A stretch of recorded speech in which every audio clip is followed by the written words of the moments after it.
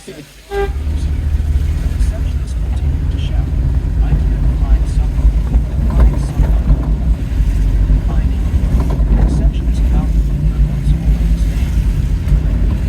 Name and first name.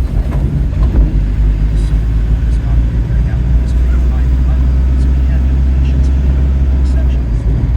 He strode directly towards the elevator. "Hey, what's wrong with you?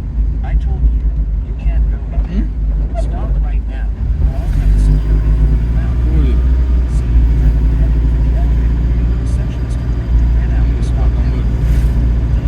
At that moment, the elevator door suddenly opened. Seeing the receptionist chasing after him, Britney stepped into the elevator. A startled cry came from inside the elevator. In his haste, he hadn't noticed someone trying to exit the elevator, and he collided head-on with the person inside.